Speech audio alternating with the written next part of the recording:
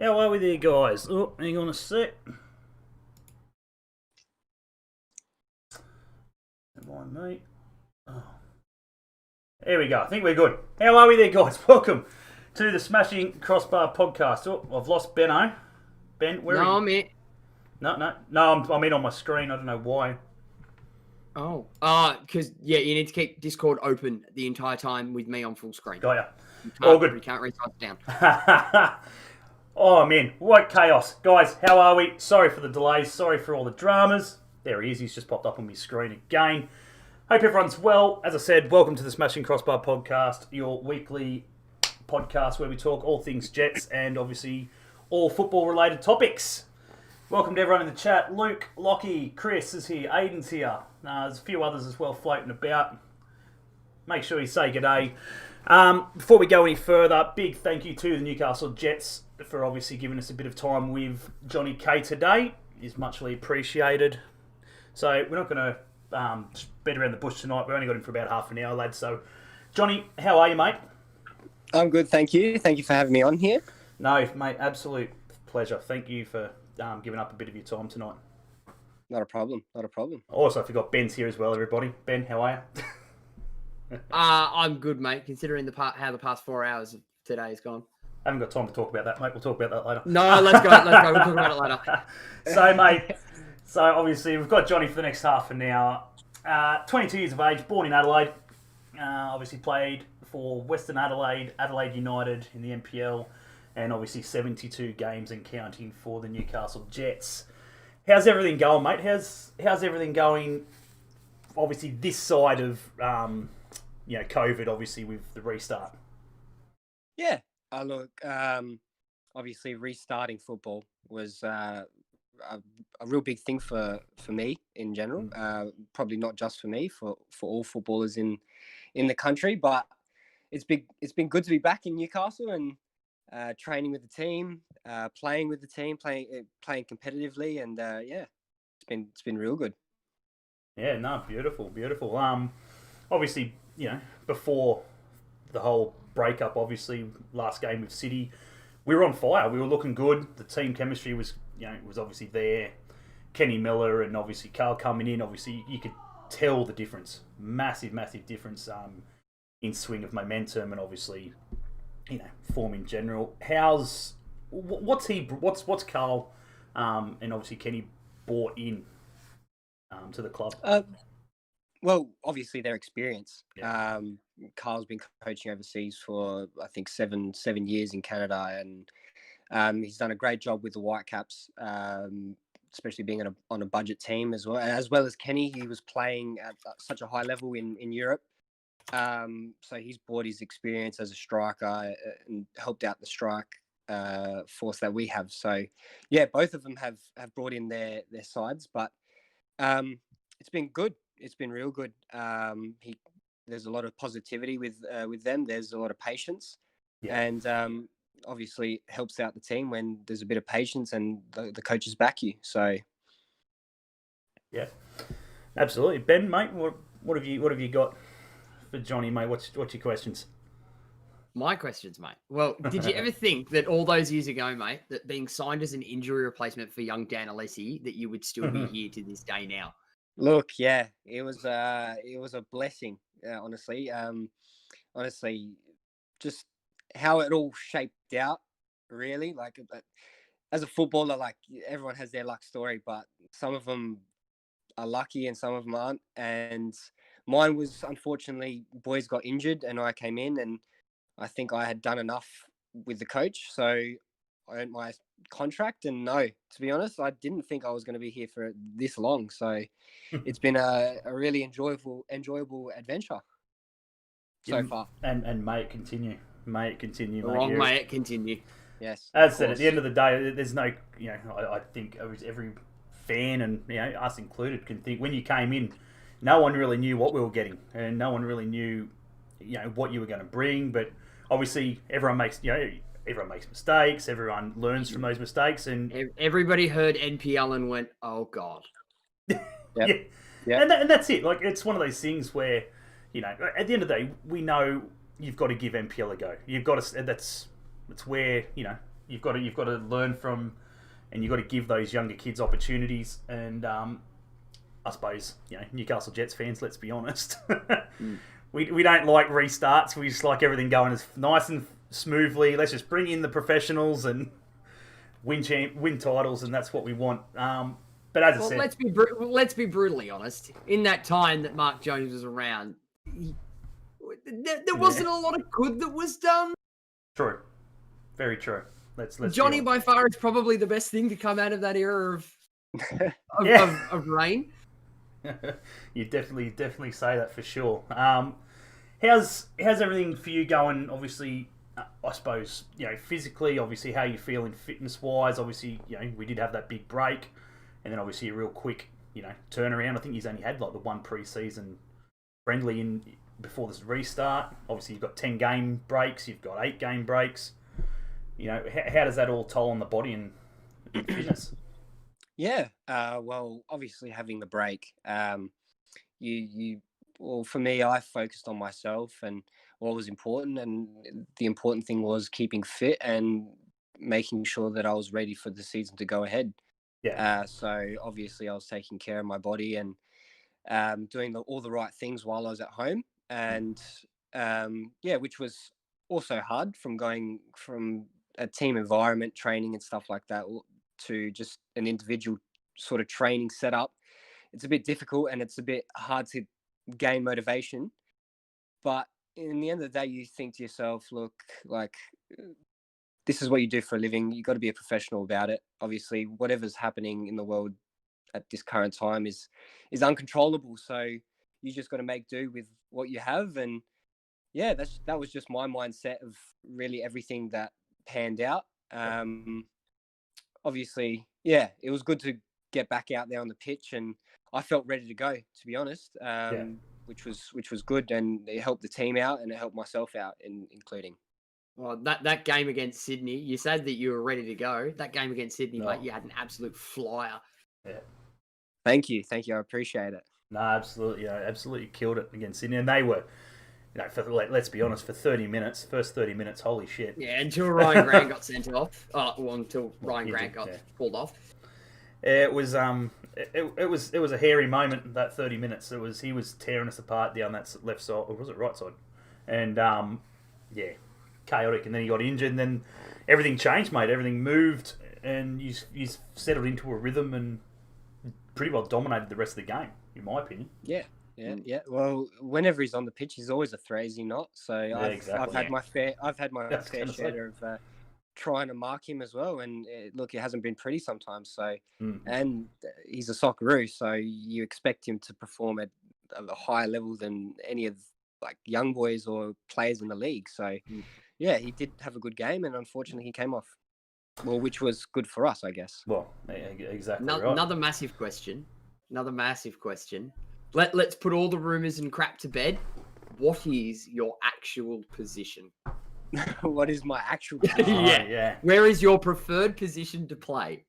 Because since your time at the club, you've been used as a bit of a utility man, playing out as a fullback, playing as a centre back, playing as a defensive midfielder. Where is your actual position? Well, I spent majority from, I reckon, when I started football to about 15 years old in the midfield as a number 6 or an 8.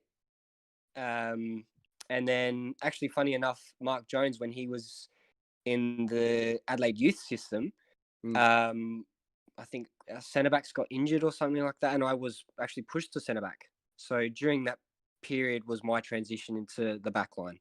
And then obviously I was signed by Mark Jones as a centre-back to Newcastle.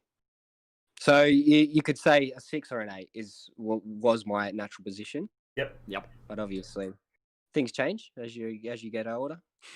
Well, that's it. And obviously, I started as a midfielder and ended up as a fullback. Yeah, there you go. And at the end of the day, it's good to have everything under your belt. Absolutely. I suppose it's a bit of everything. Sorry. Yeah. And I guess as a professional footballer, mate, you're happy to be one of the 11, I suppose. So you'll play wherever you're told to. No doubt. Yeah, no doubt. That's pretty much it. So dinner has arrived. Dinner's arrived, mate. Look at you go. So you've only scored a handful of goals, mate, so far. Plenty more to come. What's the most memorable goal? The most memorable, What's one that really stands out? Whether it be importance? probably the one in Perth, to be honest. The first Yep. one. Yeah. My first ever goal, yeah. I actually do remember it a little bit. The only thing I don't remember is how to celebrate after. So,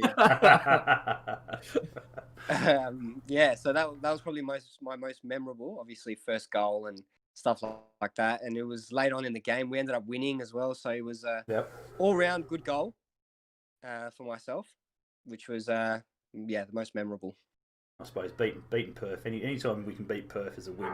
As far as, especially away, isn't it? Yeah, from a Jets fan, holy shit. The Perth have just been so dominant for us. But, it's always good to get one over those guys.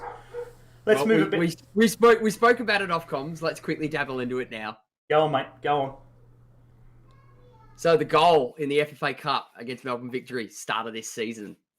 2 blokes standing there at Amy Park in the freezing cold. Yeah, it was freezing. Yeah, running through the midfield. You've got the ball. You're trying to look around for a pass. You're just sitting there thinking, what am I going to do? What am I going to do? And there's these 2 blokes sitting there just screaming at you, just hit the ball. Just hit the ball. You smash the ball. It hits top bins. And you run straight past these 2 blokes and give them the massive thumbs up. Thank you for the thumbs up. Yeah. All credit to you guys. If you weren't there, maybe I wouldn't have shot. Yeah. It was very much of me and Josh just looking at each other going, mate, just back yourself. Just have it. What's the worst that's going to come from it? Mate, he still had the ball at his feet. It was like he's hitting the 18. I'm going, what's he doing? It's almost like it happened in slow motion. I know. Yeah, it was just chaos. There was no one moving and everything else, and we're just like, holy shit. He's got to hit it. Whether he misses it or not, he has to hit this ball. No one else is making anything for him. Like I said before, it fell beautifully for me. Absolutely. It was a bit of a bobble, and you know what? You take those any day of the week, don't you, outside the box? Mm. I was going to say anything in the A League, whether it be a poacher or not, mate, you take them. Of course, you take anything, mate. Yeah. That's it. They all count. Game against the Coast last week. Yep. The week just gone. Obviously, wasn't that crash shot. Our performance. I suppose. What's your opinion on it? Do you think we played different to obviously the week before against Sydney? Do you feel felt for you not much difference? They just played better, or what did you take out of it? Me personally, I think we played to our style. We played to our game, and that's what was important. I think what we prepared for during the week turned out the way we wanted it to be. Mm-hmm. Obviously, the end product wasn't there, unfortunately, which we needed. But I think you can be too crucial to yourself or critical about yourself and about the team. But for me, as a defender, I think the team played as well as I thought we could have played. We stuck to the structure and we stuck to what the coach wanted. And unfortunately, the end product wasn't there. As defenders, it's out of our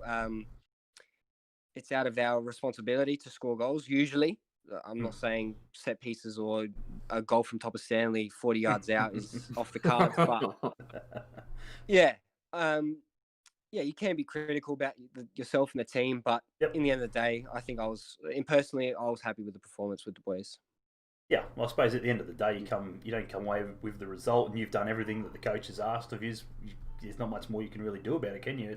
No. The result is what it is, and you move from it, and you sort of go, well, shit.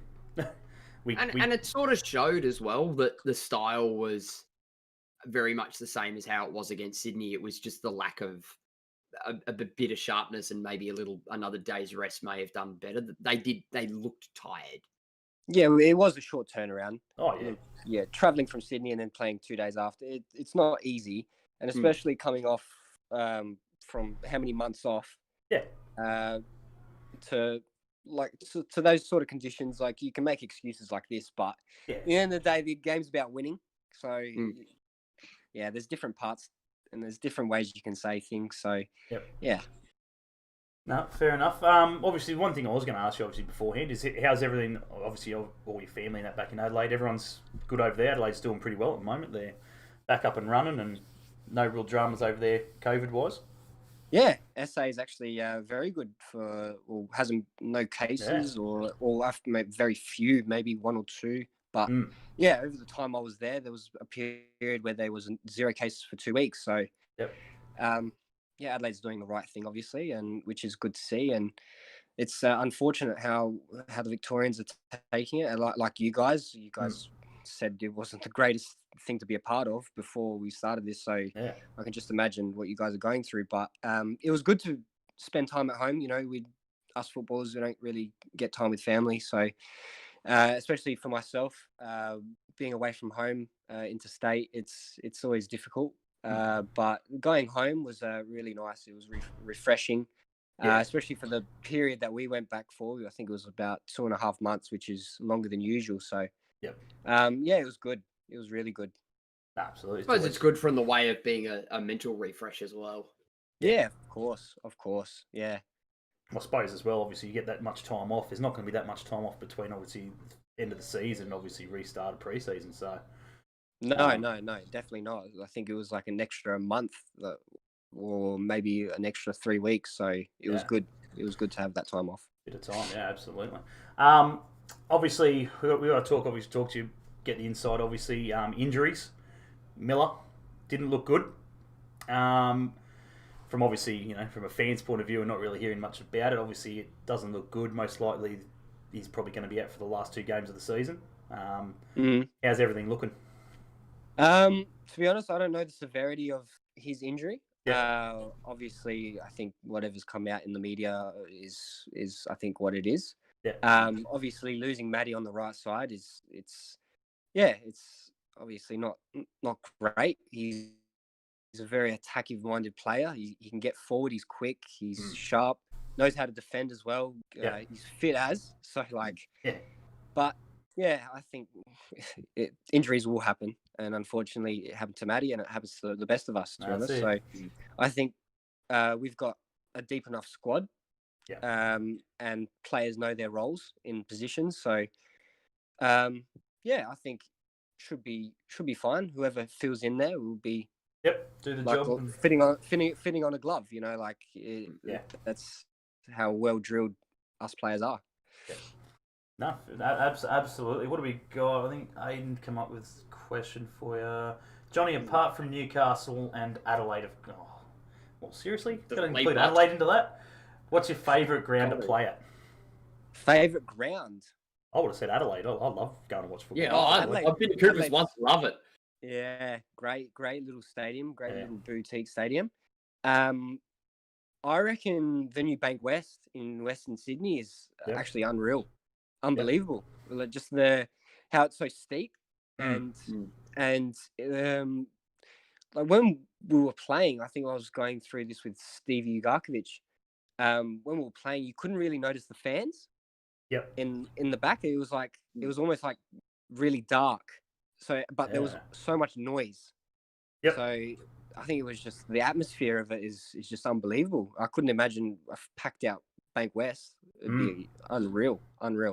No, beautiful. It's better than obviously what they had previously. That was rubbish. Oh. What was that bloody? Yeah, I know. Like it just felt so far away, and it was winless. Winless, yeah. That's what we called it. Yeah, spotless. Yeah, winless stadium. Yeah, spotless. Yeah, winless. Obviously that and was it the one down in Geelong? That's rubbish. That's GMHBA. You can't play football down there. That's a shocking ground. Yeah. The only thing I remember about that ground is not Leaky G. Bloody, what's his name? The Chinese bloke we had. His name escapes me. He's on Instagram. He's got all the fancy clothes. It's called Marley. That's it, Marley. Remember him scoring his only goal in the A League there. Yeah. It's about all I remember. Outside against outside the box. Yeah, outside the box. Yeah, it was across the ground. I think it was. Yeah, low drive, I believe. So what's the future hold for you, mate? What do you want to get out of the next couple of years? As I said, you're only 22. So much so many years ahead of you, mate. You know, what do you want to get out of obviously even being under Carl and Kenny? Obviously, I can't imagine how much knowledge and how much they can give and obviously bring to a team. What are you hoping to get out of it as a player? Yeah. Well, obviously, I've got 2 more years here, so which is good. 2 more seasons. Beautiful. In terms of what I want to get out of it, obviously, I have aspirations going overseas, potentially Europe or somewhere along the lines of around there. Obviously, Socceroos, but firstly, I want to get back into the Olympic squad. I think being a part of the Olympics would be an unreal experience. Obviously under Graham Arnold as well, and that's probably short term. And obviously with being under Carl, he's got so much knowledge about the game, and I think under him I'd be able to excel substantially, like with him and Kenny as well, and Darren. So yeah, I think that's for the short term. But yeah, we'll just wait and see, I guess. Not too easy. Guys, if you guys have got any quick questions, obviously you've got about 10 minutes. Bloody Ben, have you got anything else before we probably just go into some, I suppose, find out a bit of, try and get some dirt on the inside of who's the sharpest dressed when they come into training or game days and stuff like that. Who has the worst music? Who has the worst music? Weird stipulations. As I said, it was a very rushed scenario today. Unfortunately, we really didn't. Didn't really. What do we got? Newcastle Jets news fanage in the chat. When Jets players say overseas, Central Coast Mariners fans say they will take them. Not true. Oh, poor old I was about to say BK didn't leave for Jets with his passport. Yeah. No, BK's an exception. BK is the only exception. Yeah, that one's okay. Poor old Hooley, he didn't know what was going on, unfortunately. He's a little bit confused. But anyway, we're not going to go into that.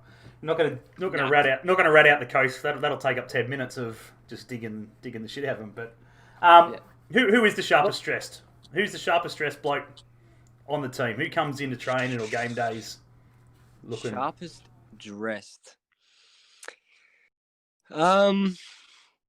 Look, from what I remember, which was about March, was the last time where we were allowed to come in casual clothes. Hoffy, I like Hoffy's style. He sort of got the same style as me. Dimmy's pretty out there with his clothing, double denim and stuff like that. Same with his brothers, Costa and Mucky. Obviously you got Stevie, Mr. Adidas, so he's always wearing the Adidas stuff.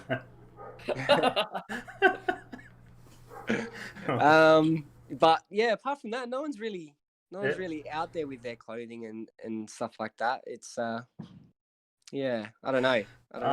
Look, I like my fashion as well. Don't get me wrong. But yeah. No, fair enough. I like my fashion too. I got a different Jet shirt for every day of the week. Absolutely. Do you, mate? Yeah. Oh, mate, my wardrobe is unreal. Absolutely. It was like, what was that message? I think I got a couple of weeks ago, Florrie. Same thing. 50% off Viva. Happy days. I bought all 3. Jump on that shit. Yeah, absolutely. Yeah, I bought all 3. I've probably got enough Jet shirts, Johnny. No shit, to wear a different one every single day without having to wash for about 2 months. That's unreal. Yeah. That's dedication.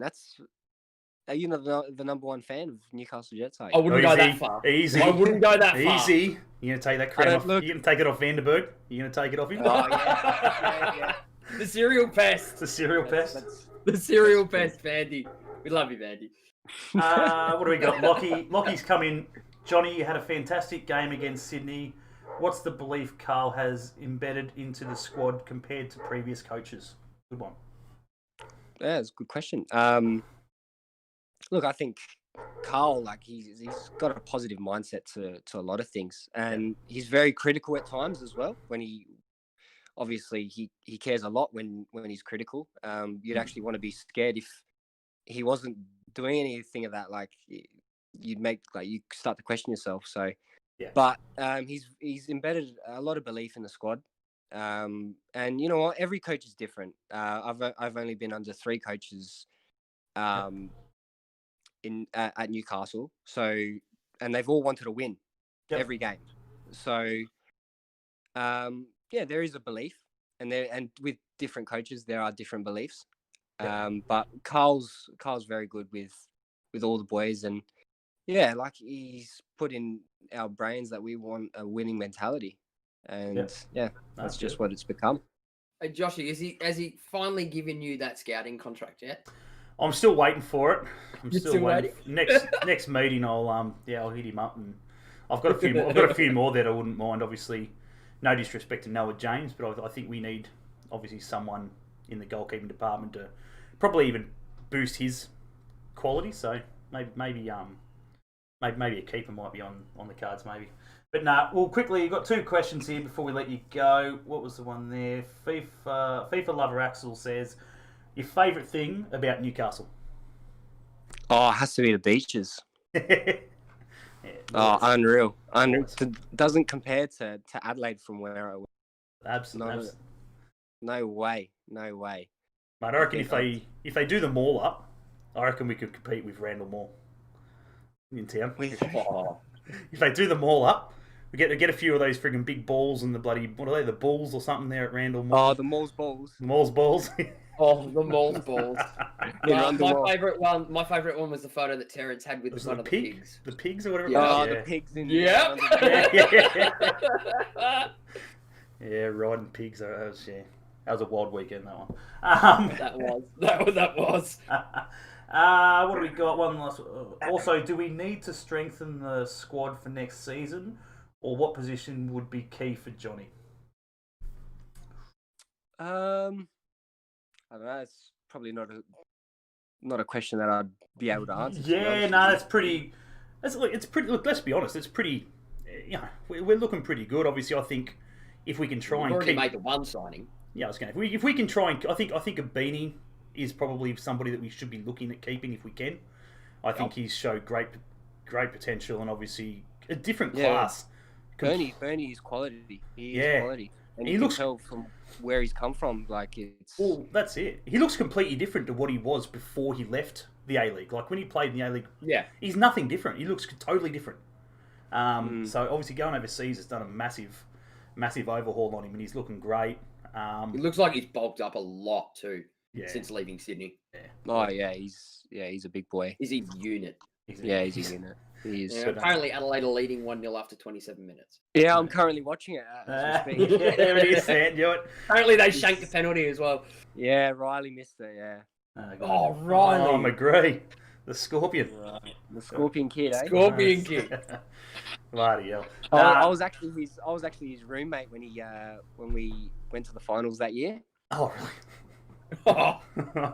Was it a fluke? No, he meant it. He said. Yeah, that's what I thought. He didn't get off his phone for about 2 days after. Bloody hell. Well, the last one I think I've got for you, and I think a few of the guys have put it in the chat, sort of hinting on it and going into that. With obviously your time with Ernie Merrick. Did you ever see him crack a smile? Does he tell good jokes? And he's so straight faced, and what was he like as a coach? What's your memories? And obviously, does he like a joke? Yeah, funny enough, he used to come in every morning and tell a joke to everyone. So, and yeah, I did see him smile quite a lot. I think he was very composed when the cameras were on him, but he was very, very liked to crack a joke. Yeah. Like he actually did, and I've met him before. He's a nice bloke. Yeah. Yeah, he's very nice bloke. Very nice. I get the feeling that they would all be dad jokes, and the only one that would laugh would be Hoppy. I think he got topper a few times. He would have been my next bet. Yeah, absolutely. One last quick one, mate. Was Topper's goal as good as he says it was? Oh, I was on the side of it, and yeah, I think it didn't get enough credit, to be honest. Yeah. I know it's on all the advertisements and stuff like that for Yeah. the A League, but should have gone worldwide. I was going to say, yeah, it was, that thing was travelling, that was for sure. Bloody hell. Yeah, I was behind him. He kept running from me, so I couldn't catch him. Puskas contender. Puskas. Puskas contender. To be honest, I can't believe McGree didn't win that. I can't believe McGree didn't win it. Riley didn't win it, so... Yeah, I was going to say, Topper's got no chance. Yeah, if Riley didn't win it, yeah, I don't think they're going to vote for Topper. No, absolutely not. Mate, it's been an absolute pleasure. We do thank you for the half hour you've given us, mate. No, thank you for having me. It's been a pleasure. No, we'll try and get you on, obviously. A bit more notice, obviously, so we can jot a few questions down and stuff for you. But no, as I said, mate, at short notice, we do very much appreciate it. And we wish you the best of luck for the remainder of the season. Obviously, 2 games to go, unless, obviously, things fall into our favour and we scrape into the finals. I don't think so. Adelaide just scored again. Yeah, well, look, let's be honest. It's very, very, very slim chances and everything else. But at the end of the day, you got to think positive as Jets fans, you know. We are positive, mate. Hashtag Forever 7th. Forever 7th. It's what we're known. Absolutely, mate. But other than that, mate, we thank you for your time. You're doing absolutely great things, obviously on the field and obviously off the field as well by jumping onto small dinky podcasts like this, mate. So it's muchly appreciated. And be sure to go and put another banger through, obviously against Western United on Sunday, mate. Yep. Yeah, I'll try my very best. Thank you for having me once again. Nah, too easy, mate. Muchly appreciated. No worries, guys. Take care of yourselves. We'll do, you too, mate. We'll speak to you soon. Yeah, cheers, mate. We'll speak to you soon. No worries. Thanks, guys. See ya. Bye. Well, there we have it, guys. Rightio. Far out. Right. Before we go any further than that, we do apologise. You right there, Ben? Yeah, sorry. Very good. Been holding that one for a while. Look, we do apologise for all the dramas, obviously all the friggin' me and Ben overlapping, la-di-dahs and all that sort of shit. Ben had a bit of drama earlier today, obviously car shit itself, side of the road, spent the last 4 or 5... Wife's car, well, the girlfriend's car, fiance's car. Partner's car, whatever. Shit itself, so obviously he's had to deal with that the last 5 hours, freaking kids and screaming. And let's be honest, as I said, you know, we honestly thought we were doing this solo tonight, so we do thank, obviously, Newcastle Jets and, obviously, Johnny K for jumping on at the last minute. It is muchly appreciated. So and Declan for Declan, the media guru down there, so muchly appreciated Declan for that. So the questions weren't really there, and we did everything else, so that's why it was a bit of a shambles, but we move on. We go on. And you're live streaming the live stream from your end for the first time as well. Yeah, which totally confused me because I'm sitting there going, are we going to go live or frickin'? And then I just realised, fuck. How easy is it, son? Well, it isn't when you realise that. No, easy is it, son? Well, it would have been if I friggin' thought quicker and went, oh, hang on, I've got to press the button. It would have been if my car didn't end up on a tow truck. I spent 3 hours waiting on the ring road. No, let's be fair. All I had to do was press a button. I just thought you were pressing the button. That's all we wanted. But yeah, look, as I said, guys, we do muchly appreciate it. What do we got here? Yeah, boys, never need to apologise. Ever, you both do an awesome job. Yeah, absolutely. Lockie Marr, muchly appreciated. Be sure to go and, I don't know what the hell's going on there. Can't see what's going on. Go and see Gabriel Marr, optometrist at Jasmine. Oh, far out. Why does it do that? I can't see it. Nah, it's all right. I don't have the stream up, that's why. Be sure to go see, obviously, Lockie and his father down at Gabriel Marr, optometrist Jasmine. It is muchly appreciated. Thank you to those guys for the major sponsor. We will be having a bit of a discount code and so forth coming probably in the next week. So we'll get that to you, and obviously you can do what you need to do there. But yeah, muchly appreciated, mate. Who else have we got in here? The finals are gone, absolutely. Apparently Perth scored 2-1. I'm missing a great game. Yeah, I know. Sorry, mate. Sorry to ruin your friggin'... No. It's just I haven't had 30 seconds to... Oh, mate, honestly. Actually, I don't even think... Actually, I think the missus pinched the Chromecast, so it's not even in here, so... Oh, mate, it's an absolute shambles. It's a write-off. It's all right. We're allowed one every now and then. What? Huh? Allowed one what? Just a write-off, mate. Just a write-off. But yeah. What have we got? So we'll obviously talk a little bit about obviously a few topics that we were going to talk about last week we never really got into before we wrap it up. I think I've got these still here somewhere. So we'll start with probably an easy one. Playing style. 4-2-3-1 to the 3-5-2. Very interesting in the chat. Very different. Very different. In the chat, feel free to put why the hell is that? There we go. Speaking of Johnny Katrumbas, yes, he's somebody who has excelled since moving from the 4-2-3-1 to the 3-5-2. He does look a lot better in that formation. He looks a lot more comfortable on the ball. Yeah, a lot more comfortable. Heaps more comfortable. What do we got here? Far out. Why is this not working? There we go. Yeah. So yeah. So what are your thoughts, chat? What do you thought? You's all for it, or are you getting? Oh, stop! Bloody doing it. So what are you doing? Oh, the computer just everything wants to frigging go to the bloody the monitor that frigging has your head on it. Well, then move me. Oh no! Don't move. No. Me. Don't move me. No, I can't move you. No, it's just as soon as you frigging do it, it's a pain in the ass. But anyway, yeah, because playing in his right position. Well, I don't even think it's that. No, I don't even think it's that. I just think he looks. He's got more time. I think everyone does. I think it's open. Really, Aiden? What? Mark Milligan confirmed for MacArthur FC next season. Oh, really? Thought he was coming to the Jets. Isn't that the Jets?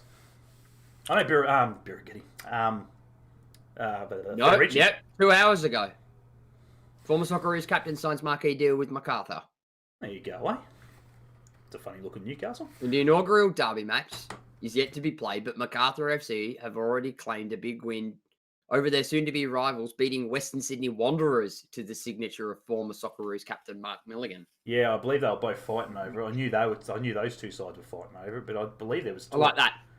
I love the way that they've worded this. The 34-year-old who was released from his English League One club, Southend United, last month. Released? What? Apparently. Well, that's false. What club, even in League One, releases their captain? Yeah. That's bullshit because he signed there on a player/coaching role. Yeah. He was meant to finish the season and then go into a coaching role there. That was the deal. That's why he signed there, because they were going to give him a coaching gig, which obviously fell to shit. And now we're still playing because they had 3 managers in the space of 1 season. Correct. I think they're still in trouble, to be fair. Pardon me. What do we got, Lot?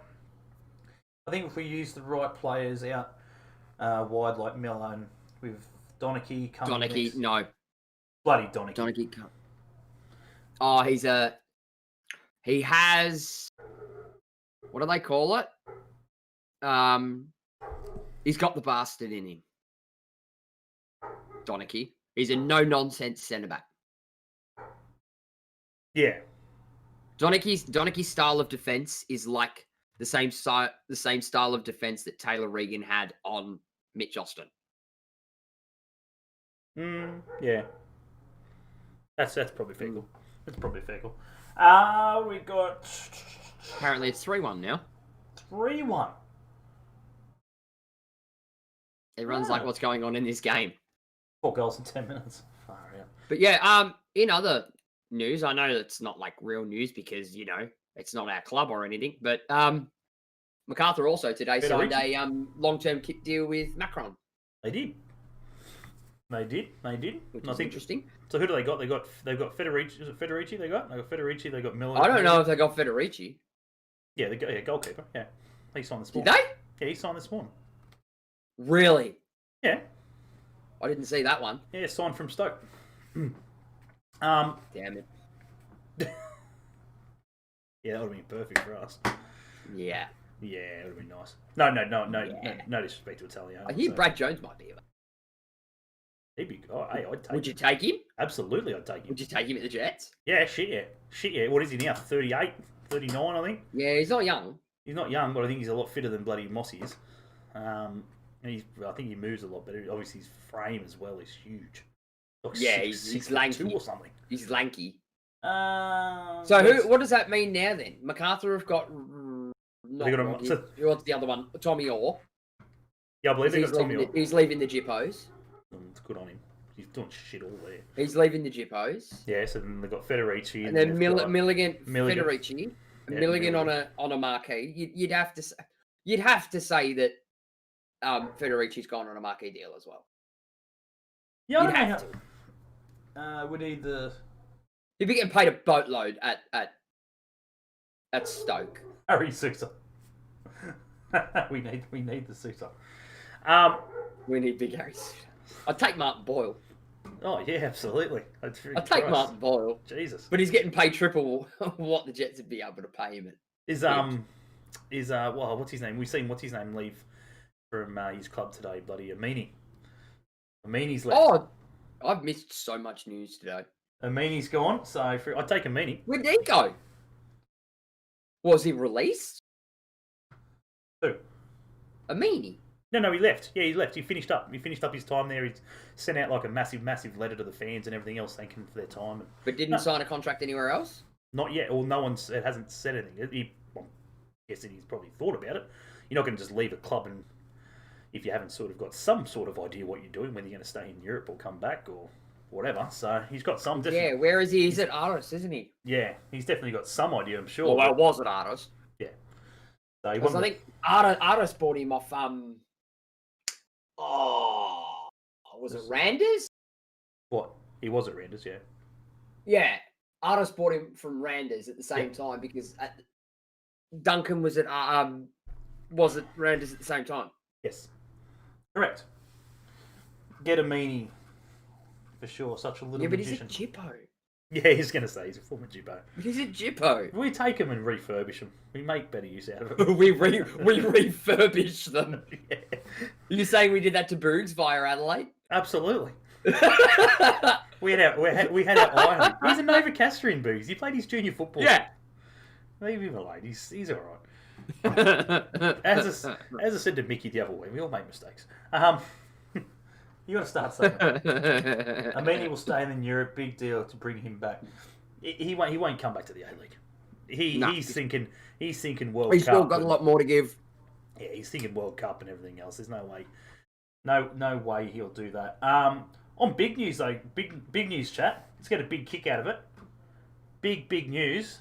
Did you hear who might be the future assistant coach of Birmingham? Oh, don't.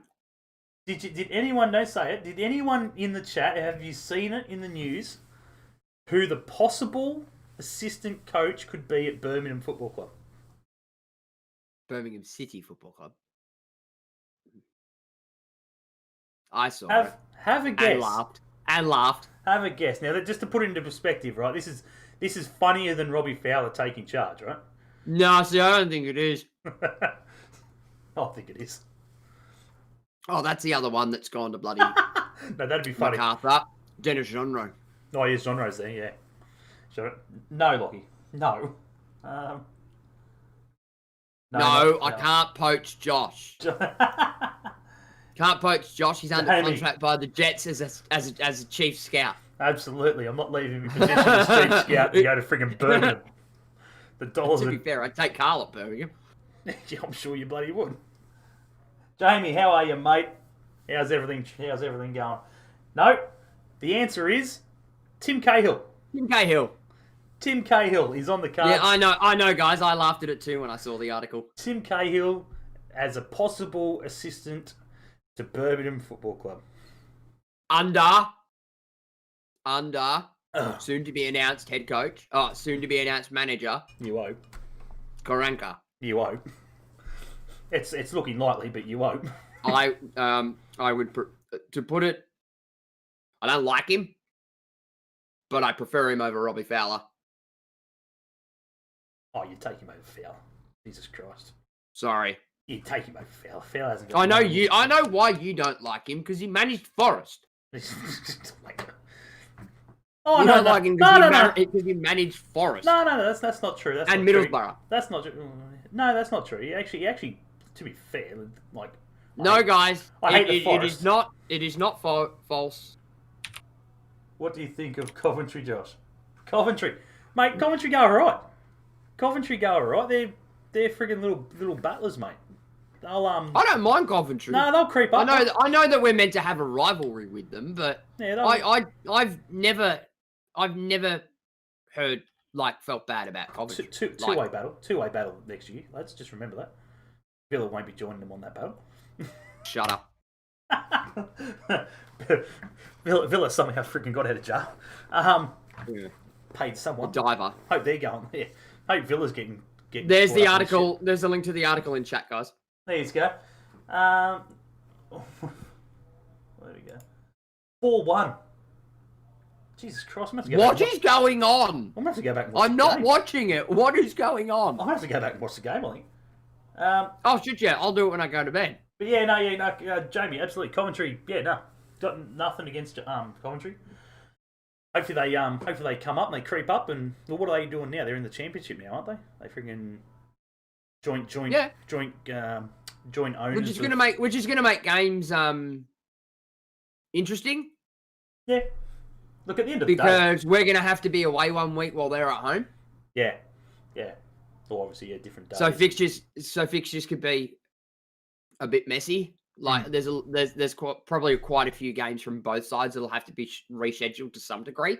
Yeah. Now you've got as I said, Jamie, nothing against Coventry. Hopefully they do well. At the end of the day, mate, it's very simple. Without money in the championship, your time in the championship could end very quickly. So I don't think money's a problem for Coventry. No. As I said, and everyone bangs on about the stadium issues that they're having as well. It's not so much an issue. It's that the Wasps that own the Ryco, yes, are just pricks in what they want and what they're asking. Yeah. So it's forcing Coventry's hand to look elsewhere. That's exactly right. 100% agree. Totally agree. It's the rugby that are the pricks. Yeah. No, and unfortunately, Coventry's hands are tied. How did you go, Locke? Did you end up getting that mouse, mate? Did you get the mouse? Moose? Yeah, mouse for the keyboard and mouse. Keyboard and mouse. What? Were you giving tech advice without speaking to me? He hasn't got a mouse for his laptop, and he needs a new mouse. Oh, just go buy a cheap Logitech one. That's what he's gonna do. That's it. So for what he needs it for, he's only need to freaking go to the $2 just go Logitech, don't go Microsoft. Yeah, just go to the $2 shop. Literally for what he needs it for. Just go to the $2 shop. No, because drivers, again, not related to this podcast. Doesn't matter. I did not go tomorrow. Swamped. Watford is be strong in the championship. That's the only good thing about Watford coming down to the championship is that we might actually get the Birmingham fucking legend himself, the self-professed Birmingham City supporter, Troy Deeney. Yeah. Finally. Yeah, I don't like a chance of that, but okay. We may get Troy Deeney. Can you imagine Dukey and Troy Deeney up front for Birmingham? No, I can't. Can you imagine that? No, I can't. You really can't. I can. Not gonna happen. You have a better chance of bloody Tim Cahill lacing up the boots. No. Deeney is a through and through blue nose. I know. He's admitted it, and he said along many of shit, and I get that, but I can't see him happening. It's not gonna happen. He'll stay. It'll come down to his wages. His wages are a bit too expensive for what we can offer. If anything, he's on a bus up with like Brentford or something like that, back up to the Premier League. Yeah. I hope Brentford win their playoff. Oh, so do I.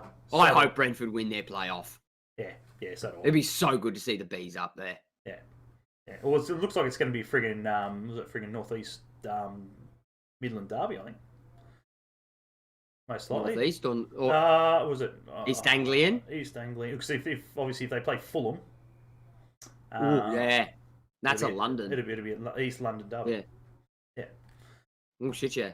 Yeah. So to get up. I hope Fulham don't go up. They had their chance. Yeah, nah, fuck Fulham. They had their chance, spent $100 million and blew it. Derby's got to go up before they had a major sponsor as Pizza Hut. Jesus Christ. Can't send them back. Who? Fulham. Back in the this year? No. No, back in the friggin' late 90s, early 2000s. Oh, mate, don't even talk to me about horrible sponsors. That could be. We've had a couple of crackers. That's about a 3-hour podcast. We've had a couple. We should just do a podcast one day on horrible kit sponsors. Yes, and kits. We really should. Kits and sponsors. That's what. Oh yeah, could you imagine? 2 hours worth of. That'd go on for days. Oh man. Oh, so many. We could plan that for like a month, like set a date a month in advance, and then tell Birmingham's everyone. 1992 vomit shirt. Tell everyone to freaking get on it. Triton paints. Oh yeah, that was a shit shirt. More recent one, the easy group one that Birmingham had, the away kit that looked like the Belgium home kit. I can't believe it's only half It time. looked like the Belgium flag. 4-1 half time. It's not even half. Like, it was fucking terrible. Yeah, there's some dodgers. There's some really, really bad ones out there. There's some shit ones. Norwich friggin' had a shit one back in the day. Oh no! But even still, like even Norwich's home kit, there's not a lot that you can do with green and yellow. It's just friggin', I don't know. They're just not right. Okay, Socceroos is a bit different. Yeah. I always manage to make that look nice. I hate teams. But 90% of Norwich's kits are terrible. I hate teams that get kits and shit like that, and they take it well away from their heritage and what they are. And Liverpool's the same excuse. When they brought that friggin' yellow shirt out and the green, I was just like, what the hell are you doing? Like, when do we play in that shit? The grey. Well, we've been lucky. The grey was great. The Crown Paints one. Yeah, it was a great shirt, but yeah, old man's got one. Yeah, it's a great shirt. But don't get me wrong, but it's not. But I will be able to wear half of them. Oh, mate, I should just record a video, a very quick video. I lay out all my kits somewhere, both Jets and Birmingham for that podcast, and I'll just with the camera. Just record over every shirt very quickly. Just pan over every single one that I've got. Bloody beautiful. And then just play the video in that podcast. Anyway, we're going to quickly get into obviously before we end up the stream. Topic. We always do it. Obviously, Western United this Sunday, they're on fire.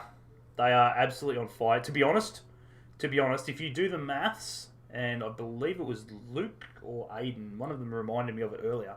If you do the maths and they win every game remaining, and let's be fair, they've got about 3 games in hand of us and a lot of other teams in the 6, they can climb as high as second. Obviously, that's with results going in their favour. But if they win all their games and results go in their favour, like this shit tonight with Adelaide, Adelaide doing this has just counted us out. Oh yeah, absolutely. Well, this doesn't help Western United's chance of getting there either. But you wouldn't expect that.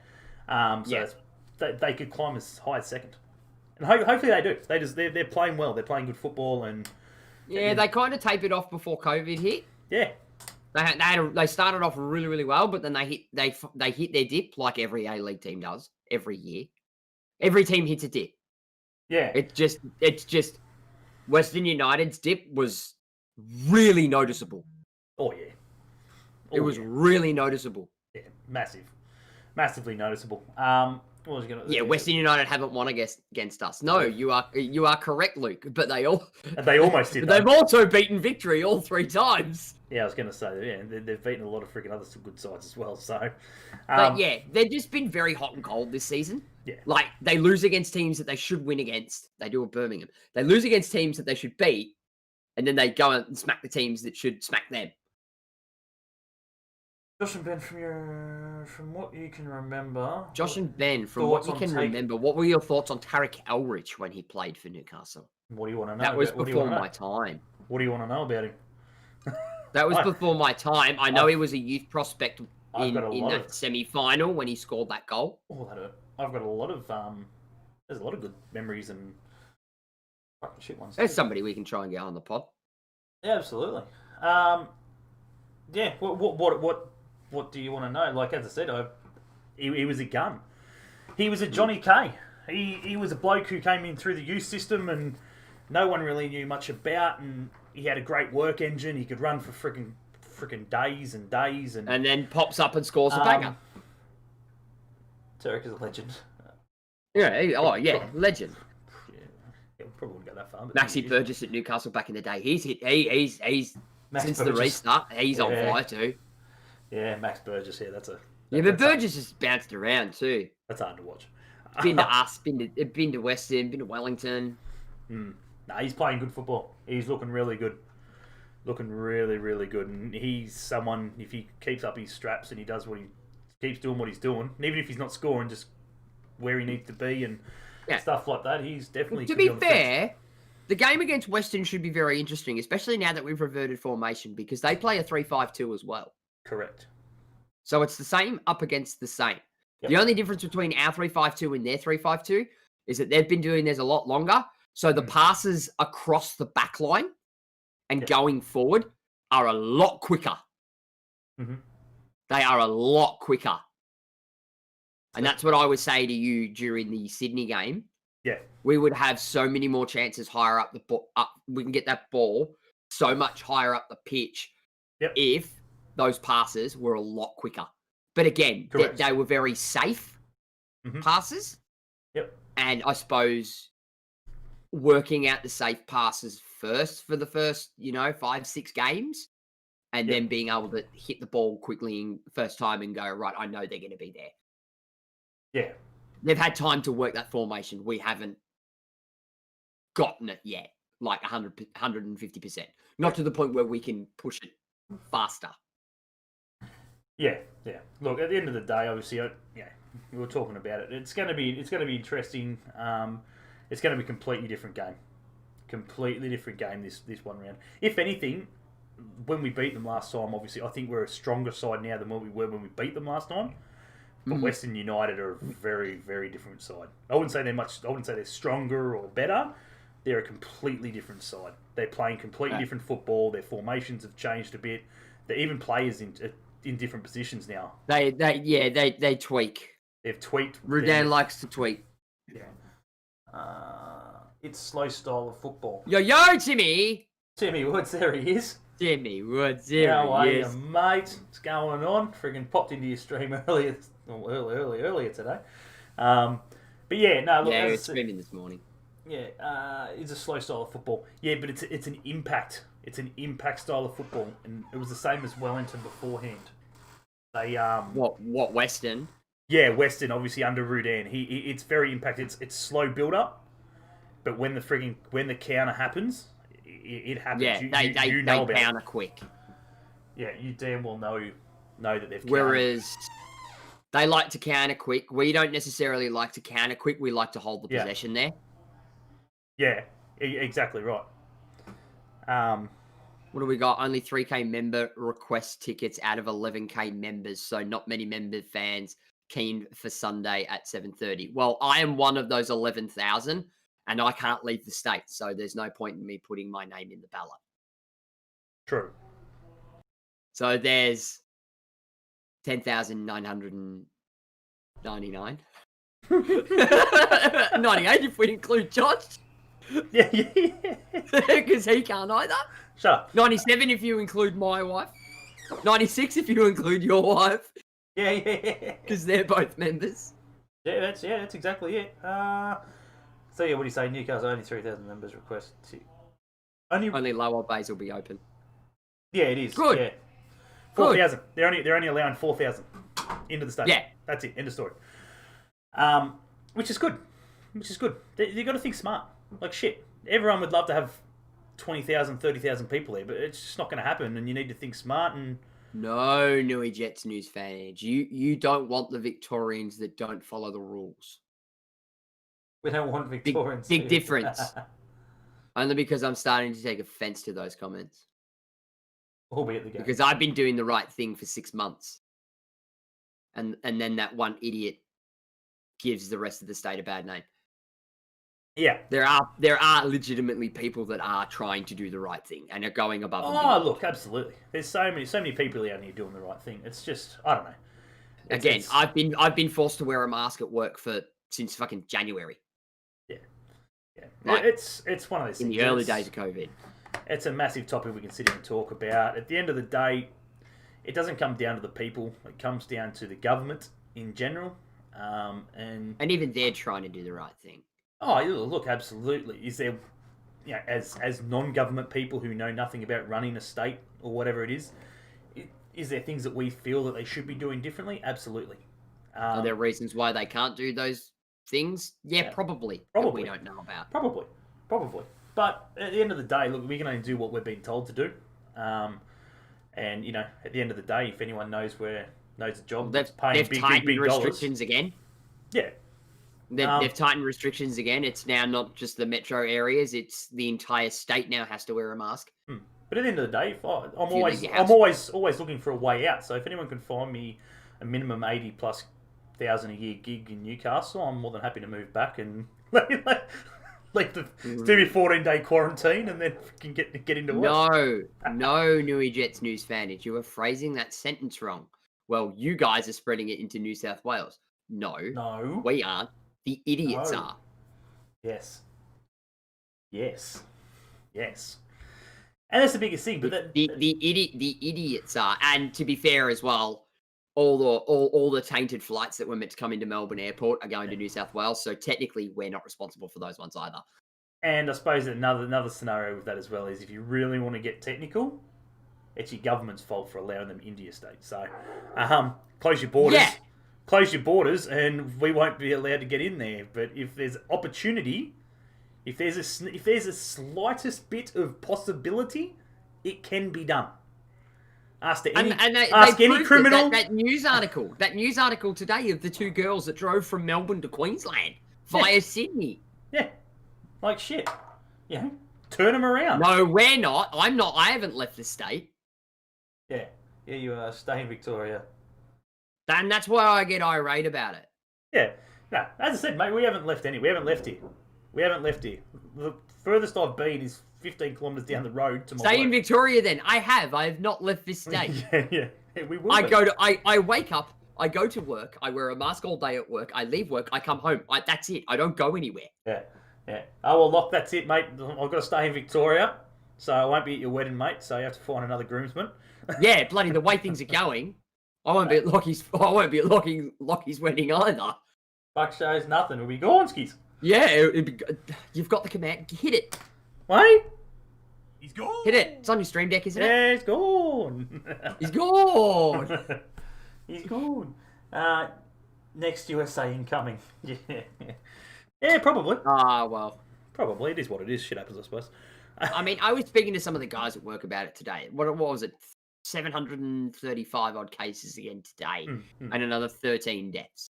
I'm looking at it like this: we're going up by such a high rate, and the problem is with our aged care centres. Not, it's the majority of it is not the general public. Yeah, it's people who are locked off in the aged care homes. Yeah, that's the problem. Yeah, because it's got a high transmission rate in there. But correct. At what point do those numbers reflect the more general population than what they do aged care? Mm-hmm. Surely everybody in aged care or in those main hub of the aged cares that have got the issues, how many of them, 600 of the, 700 of the 735 are probably from them. And they're self-contained. The other side of the argument of this as well is that because it's been happening for so long in the aged care system now, you don't know that those 735, how many of those have been counted as a person who has had it a second time. Correct. Look, at the end of the day, we can go on, we can rant on for friggin' hours and hours. At the end of the day, the biggest problem with the COVID-19 scenario is the deaths. It's the biggest problem. It's the only problem, in my opinion, that needs to be sorted out. Because if you can contain it and you can catch it and then you can you can be cured from it like a flu or anything like that, no dramas. But when it's killing people and it's killing people at the rate it's killing people, there's the problem. And that's what the other side is as well. Big business doesn't give a shit about it as well. I saw an article today that Spotless Cleaning, they have a laundry division that deal with the bed sheets for aged care homes and things like that. 2 of their workers got confirmed coronavirus. After the second one was confirmed, 35 of their workers the next day refused to go into work. And now Spotless are taking those 35 workers to the Fair Work Ombudsman to try and to force them to come to work. Yeah, right. Well, at the end of the Yeah, day, at the end of the day, no, but at the end of the day, they will come back to work as long as you can guarantee them that they will not be contracting it, and there is no possible way of it happening. Right. They will be there tomorrow. They will be there what now. What it was is they did the deep clean at the facility. I'm only reading from what I've seen in the article. Yeah, they did the deep clean, and they were told that their workers they told their workers to return before the 24-hour period after the deep clean. Yep. And they all said no. The workers refused to come to work on the grounds that they don't think Spotless, the company, has handled the situation in a way that makes them as workers feel medically safe in their workplace. Yeah. So they are refusing to come to work on the grounds that there is a high likelihood that they will contract coronavirus from it. Yep. Which is fair enough. I'd be one of those 35 workers too. Yeah. Yeah. No, absolutely. Look, at the end of the day, frigging Newcastle Jets News fan page, you don't have to worry about it. We ain't coming to Newcastle. We ain't coming anywhere. We're not allowed to. Mate, at the end of the day, I'll put it to you very bluntly and very straightforward. My wife is 22 weeks pregnant, and I will not be damn well doing a thing to put her or my frigging newborn baby at risk. End of story. So same boat. I got you 11-month-old. Do not have to worry about it, mate. I'm not coming up to see you. What do I got? Add base 6 members tickets this season anyway. There you go. That's where I was freaking. That's where I used to sit. Before I moved back down to Bay 1. No, I used to sit in base 6 for him back in the day. Bay 1. Bay 1. There's no such thing as Bay 1 anymore. It's freaking just a shit. Bay 1, 3 rows back. Daycare. Bay 1, 3 rows back, right on the corner. Daycare centre. And that was the grand final. It's where you drop the kids off. But anyway, we're going to leave it there. As I said, guys, we do apologise for the scenario of not really having much set in place. It was meant to be a lot smoother and shit like that. But at the end of the day, when you get told a couple of hours beforehand... It's teething issues. Things will get better. Oh, look, no, it's just a one-eye. As I said, friggin' you came in with an hour to sort of spare and shit to sort of set up. And yeah. And obviously, again, we didn't have any idea of getting Johnny K on until we were both at work. So without... I mean, be honest with them. There was a little bit of a time where I was sitting on the side of the road waiting for the tow truck on my phone, logged into Josh's computer, trying to set up the stream. Yeah, absolutely. Whilst I was I was team viewing into his computer whilst on the side of the road from my phone. Yeah. Whilst trying to I was trying to bath my child, cook the dinner, and do everything. And then else. I had the Towie ring me, and I had. Anyway, it was all. Watched an 8-2 derby video yesterday. You watched my vlog? Yeah, I think we done the vlog of that one, didn't we? Did I do a vlog of that? Yeah, I think we did. I think I did. It wouldn't have been very good. I was shit-faced. No, yeah, no. That's why I don't like doing the A League vlogs anymore, because I just get too shit-faced. Yeah. I get too into the game and go, I don't want to fucking record this. I want to get involved. Went outside for a smoke at half time, and with Nigel, and we sat out there. Oh yeah, Nige. Actually, Sproul's got a decent photo of me and Nige from that game. Yeah. That was. Ben had a I think I wore my NCL shirt to that game. I think I had my NCL. I think I had my NCL shirt on. Yeah, we would have. Yeah, we would have all had the NCL stuff. But yeah, I was sitting near you guys. Oh, there you go. Yeah, that was Ben had a bit more hair. Yeah, I did. Yeah, much more. Yeah, I did. That was a long time ago now. That was good times until Nigel. Before I was grey. Until Nigel slammed me finger in the fucking door at the pub across the road. Oh yeah! Oh, the meth head. Yeah. That was going just through the gate. Yeah, or out the beer garden. Yeah, fucking knob. and let's be fair. It wasn't. Like, it was a true away day. It was good. It was good memories. It was good. Because it's a true away day if you're sober and you go to a away day derby day at the coast. It's literally like a 5-minute walk from the train station to the pub. But when it takes you 40 minutes to get there and you've gone past the pub, around the corner, past 2 other pubs, and then realise that you're at the wrong pub. You know it's been a long day before you'd even got out of the train. Mate, it was a long day before we'd even started. We were on the train and we were getting yelled. Remember we got yelled at by that family of coasties? Yeah. The dad? The dad. We were talking about something and he told us to stop swearing or something. Yeah, fuck off. Can you not swear like that in front of my child? We'll go into the next fucking carriage then. That was absolutely. We got the same. It was abuse. basically the response. It's Don't like it, you fucking move. It's the most common friggin' phase. We copped it at Western United too, and weren't even there to support the Jets. Friggin' Yeah, we got funny looks. he's funny looks. Yeah, to Newcastle, sitting there decked out, Newcastle Jets shit or whatever it is. Went down and watched. And the Jets weren't even playing. No, it was the derby. It was the first derby. Melbourne victory. Yeah, it was the versus first Western United. derby. Yeah, went down, watched it. Friggin' jumped in the friggin' Western United friggin' supporters friggin' march and the flares and friggin' scarves and Oh, we drank at the pub with them beforehand. yeah, I got on the piss with them and shit like that. It was fine. They had no dramas and shit. We got into it. No, they were great. It's great. It's They let us stand in their active support bay with them and chant. It was a bigger active support than the friggin' Newcastle Jets. Let's be honest. Yeah, but they've got some hard noses in there. Oh yeah. And I can't remember him for the life they've of got me, the some- Asian bloke. they've got some turncoats as well from Melbourne Victory, which obviously helps. So if they've got some Yeah, hard noses but- from Melbourne Victory, they know Yeah. what it's all about. They know But what to do. that I can't remember what his name is, the Asian bloke. Is it Tony? Tony. Oh yes. Is it yes. Tony? Yeah, He's Tony. dead set. He's a hard nose. He's a hard nose, yeah. He's a hard nose. Loves Western United, that bloke. But And so does Dale. Up the woo. fuck that. Every time I walk past him at work, up the woo. Fuck the woo. Shut up, Dale. Fuck the woo. But yeah, look, at the end of the day, friggin' it was a Tran. good game. Yeah, Tran, that's it. Yeah, it was. Yeah. But it's the same thing. We got security come over and shit like that, and he was friggin' great. He's just like, hey lads, we know you're Yeah, from the security Newcastle. guy. Yeah, We know you're part He of the was friggin' great. NCL and shit like that. We just don't want any crap. And I'm like, mate, we're just here to friggin' have a laugh and sink some piss and friggin' get on the tunes. That's all we care about. Don't give a shit Yeah. who wins. And no, it was a good day. It was a good non-neutral away day. It was great. yeah. But yeah, at the end of the day, that's what it's all about. I just can't wait to get back to watching football. But Wasn't it their live. first game? It was their first derby. Yeah. It was their first derby. It was like round 2 or round 3. No, it was round 3. It was early. an early- I remember it was it being early. Yeah, it was an early. It might have been their first home game, to be fair. I think they played 2 games away to start off. So they played Wellington first, and then they played someone else, I think. So but yeah, it is what it is. At the end of the day, obviously, results, I don't know, guys. I really don't know. I'm thinking maybe 2-1 Western. Possibly.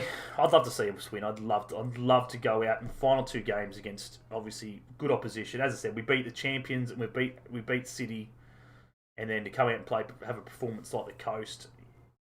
Look, I'm going to be optimistic. we should win, Mm. but I don't know. I don't know. If I'm going to be Barisha, optimistic. I'm going to go 1-1 draw. if Barisha comes out and has a blinder, Jesus. If. He's got to turn up. Yeah. Always have hope. I've got hope. I've got hope. Yeah. Look, I'm a lot older than you. I remember rocking up into round 1 friggin' 2005. Trust me, I had hope. Don't worry about that. I was a lot friggin' thinner and a lot friggin' more vocal back then too. And a lot drunker. Oh no. Nothing in the drinking No, I'm department. gonna be optimistic. I'm gonna go the 1-1 draw. Nothing in the drinking department changed. If anything, friggin' that was it's friggin' got better because the dickheads. Yeah, it got hard. For me, it got harder as I got older. The dickheads friggin' sort of haven't come out in the last few years and shit, mate. I remember I can remember having a drink, like drinking pre-games at the T-Bar for the Novocastrians, the tennis club there across the road, and friggin' just watching like other team supporters try and walk into the pub thinking like they were just going to claim, oh, this dinky pub, the boys will be at West's or whatever it is. No. Our dinky pub, fuck off. And Yeah, they come our in, dinky pub. and they come in and try and, friggin' start shit, and oh man. Yeah, the amount of brawls and shit like that, and But it's the same sort of thing down here. Good I mean, times. we've got our standard crawl for here, good times. Oh yeah, which is Mitre, Y&J, and then the can't Duke. beat the minor. Can't beat the minor. Can't beat But then we stop in and say hi to everyone at Beer Deluxe because they want to go to the fancy upmarket pub, No, that's it. Yeah. and we don't like it. Luke's gone 2-1 win. Aiden's gone 3-1 win. Timmy Wood, I see the new team, MacArthur, have signed a Western Sydney Wanderers player. Western Sydney player? What? No, they've signed a Stoke City player. Stoke City player, yeah. They signed a Stoke City player and a Southend United player. You bloody Americans and your media. You gotta watch the Aussie media, Timmy. Bloody hell. Yeah, no. Newcastle Herald, get over it. Newcastle. Get all on it. Newcastle Herald. But yeah, it is what it is. We're coming for you. Yeah, here we are. Go ahead. But yeah, anyway, look, at the end of the day, guys, obviously, it's going to be an interesting match. Hopefully we do all right. Hopefully we perform well. At the end of the day, the biggest thing is we want to finish the season strong. That's the biggest one. As long as we finish the season strong, and it will set us up, obviously, for next season. The confidence will be there of the boys. And at the end of the day, they have to finish strong. It's the end of the story.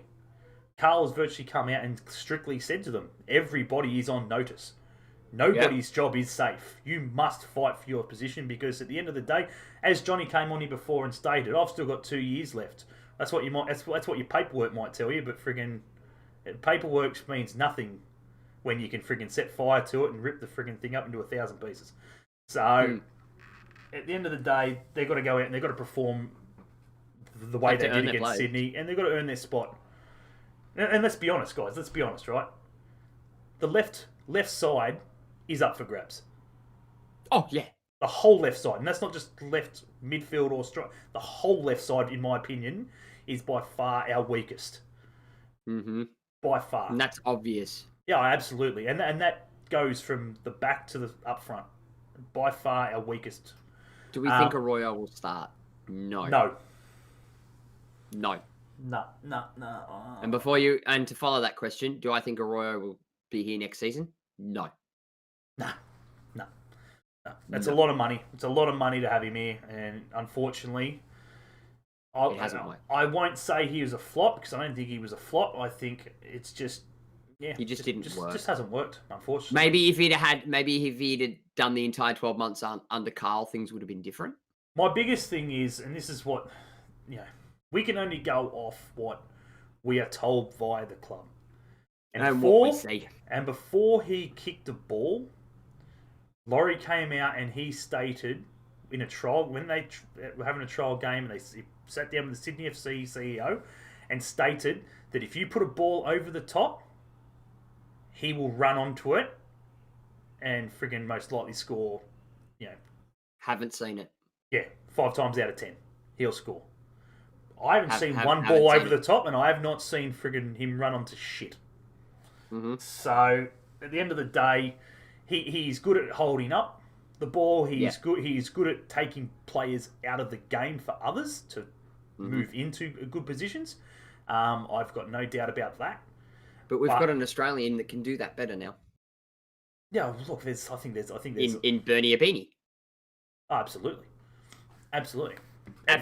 Exactly the same, and he's an Australian, so he doesn't count towards the international. Arroyo is fast. Yeah, but so am I. I don't think I've ever. Yeah, but at the same point, so am I. Yeah, but you've got to have the smarts and the ball control. Otherwise, you're not. Even I can run fast without a ball at my feet. Yeah, I was going to say. Yeah, everyone's quick when there's nothing in front of them. And when they don't have a ball at their feet to worry about. Exactly right, and that's why we call him Fumbles, because he's fast. Yeah. When he doesn't have a ball at his feet, you put a ball at his feet, and that's why, because his brain's going so fast that his feet can't keep up. Hence why we call him Fumbles. Yeah. At the end of the day, it's one of those things. Unfortunately, he just hasn't worked. Yeah, I personally don't think he's fast in the wrong ways. If he was a winger, and his job was to get back and forth, okay, cool. But he doesn't do that. He doesn't even run back. So, as far as I'm concerned, if you're talking fast and you're talking pace, you want that friggin' bloke who is fast and quick to be moving back and forth like a Beanie does right now. Yeah. He moves back.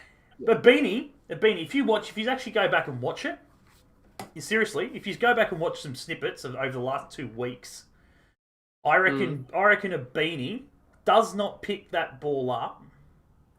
Well, let's say, if you were to draw a straight line, right through the middle between the 18-yard box and halfway, and cut halfway, that's where a Beanie picks up the ball. Yeah.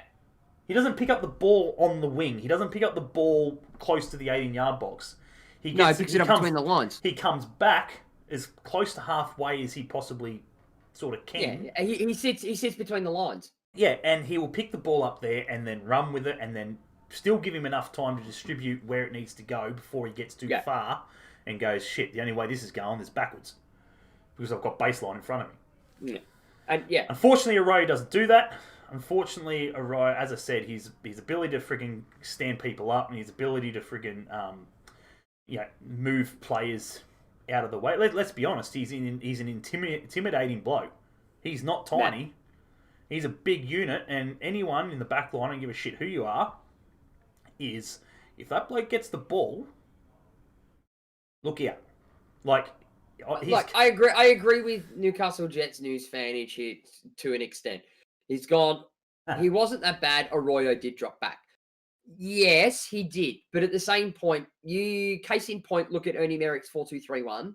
If Arroyo is playing up top as a striker, he can't afford to drop back. Yeah. Yeah. 5-1 now. Fucking hell. Adelaide 2. In a 3-5-2, okay. You can drop back and play between the lines and leave another striker up top. If he's playing alongside Roy, fine. He can sit between the lines because Roy's a poacher. He'll stay up there. Roy won't come as deep. The only problem with putting Arroyo in that position in the 3-5-2 with Roy is that for him to be put there, you need to take a beanie out.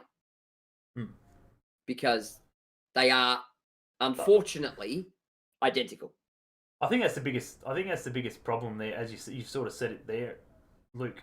Bernie Abini is not playing out wide. Right. Arroyo is, that's the thing. Arroyo is a striker. Abini is out wide. That's not true. And at the same time, even if he was, and look, let's be honest, everyone, when he picks up the ball, majority of the time it is out wide. But at the same time, he will then take that ball out wide and then move inwards. As where most people, and let's be honest, if I was playing wing, and I've done it many times over my career myself, if I get to pick that ball up on the wing, my first thought is not to come back inside. It's to run down that, it's to get down that wing and get the ball in. He doesn't think like that. Why? Because he's a striker, naturally. Yeah. He's not going to score goals out there. He's scoring goals inside the 18-yard box or close to it, so he has to drift in. And that's where he does more than what Arroyo does, because Arroyo's not going out there to get that shit. And if he gets that shit, he's not going to look at beating blokes. He's going to look at finding somebody else and walking himself to there. Overlapping. He's looking for the wing backs in that. Yeah. Do that. Newcastle Jets news fan page. Here's the thing. Abini doesn't line up out wide. He lines up with Roy. The difference is that Abini is more than happy to receive the ball out wide, and he will move out wide to receive the ball. Why? Because he's taking a defender with him and he's taking a midfielder with him. Yeah. Which frees up the centre of the park. Correct. Very much so. And that's the entire point. Newcastle Jets news fan page. I believe you've summed that up yourself there, mate. I'm guessing that is meant to be he instead of we. I haven't seen it. And it says I'm guessing he wasn't that bad. Yeah, that's what I said. If you were saying wasn't, well, what do you mean wasn't? You're talking as if he's gone. He's not. He isn't that bad. Not wasn't. He isn't that bad, or he wasn't that bad. It's just one of those things. If you're thinking like that, where he wasn't that bad, it's in your head. It's already gone. He's gone. He's not gonna. He's not gonna cut it. Again, it's probably a mistake. You probably meant to say isn't, but it's one of those things. Unfortunately, our biggest problem is finding strikers. That is, it's been our biggest problem from day dot. Day dot, biggest problem, finding internationals that work. Well, yeah, good ones that really work is another problem as well. But for us, strikers have always been an issue. Always. And I think half the problem of that is because we compare them always to the ones that actually work. Fitzy and Abini are out wide. Yes, but Luke, they may be put in that position on paper but that's not where he's playing. Yeah. You can at the end of the day, you can only... Fitzy out wide, shit yeah. He plays that left-sided winger, 100%. I think the best way... But if a Beanie lines up on a paper on a formation in a right wing position, he's not playing right wing. Luke, he's playing as a second striker. He's playing as a second striker between the lines. I think the biggest way you can put that is, right, Luke, easiest way to put it, compare how many crosses you've seen Fitzy put into the box compared to how many a Beanie put into the box. Exactly. A Beanie didn't put any balls into the box. He will not lift that ball. He won't do it. Because it's not in his nature. His nature is to get inside the frigging defender and then possibly lay the ball to somebody sitting on the 18-yard box. Or if there's no one there, he'll just do it himself. So he is somewhat greedy in a way. Like, he hasn't really shown it over the last 2 games, but if there is nobody there, he's going himself. I can guarantee it. He's greedy, but not greedy in the way that Timmy is. No, he's not. If he sees someone in a better position, he's going to play that ball, and the pass has proved it. The feeding through, and he's always looking for that first. Any more news on the supposed new owners, and will we have a marquee anytime soon? On the supposed owners, no. You'll know when we know. Yeah. Look, at the end of the day, we're not privy to any of that. The biggest thing is there's so much speculation about, I've seen on the Newcastle supporters page or whatever it was, where apparently it was Asian custodians and all this crap and everything else, and we were in talks with Milligan and stuff like that. I can confirm to you right now that Milligan never spoke to the Newcastle Jets.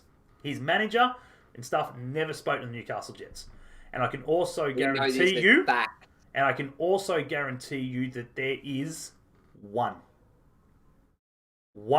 person, and he is Australian and he is from Sydney, and that's as much as I know. That's it. I don't know his name. I don't know who he is, how old he is, what business he deals with in Sydney, or wherever, if that's even where he does his business. All we know is that he is Australian. End of story. And it is one bloke. That's it. There is no others. It is one bloke. And pretty well from what we've sort of been told, and this is from Laurie, is there is, as much as he would like it done now. He wanted this done. He wanted it wrapped up, all done. Yeah. But unfortunately, it hasn't worked that way. They're still dealing with it and so forth. So while they're still dealing with it, it can either happen or it can fall through. Even if we did have any news, I wouldn't from any source, absolutely, we probably wouldn't be able to disclose any of it. Yeah. Because at the end of the day, what's happening at the club will be under a non-disclosure agreement. Correct. If it gets out, heads will roll. Correct. Put it this way, Aiden, at the end of the day, and this is no disrespect to any Newcastle Jets fan pages or friggin' supporters or anything like that, I will definitely not come onto my podcast or put on my Facebook page false or possible news.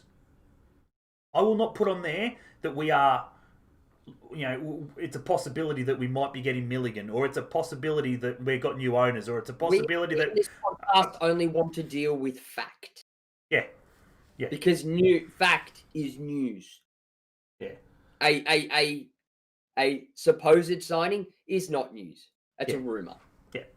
We'd much rather spend our time speaking to you guys in depth about the fact. Yeah. Than going off on a tangent on a something that may never occur. Yeah. Because put it this way, at the end of the day, it's definitely something. I can't speak for Laurie and I can't speak for anyone else who is involved with the club, but I can't imagine them being too impressed if fan pages and podcasts and whatevers are going out there spinning possibles and possibilities. Because especially now. Because everything is possible. Everything's a possibility.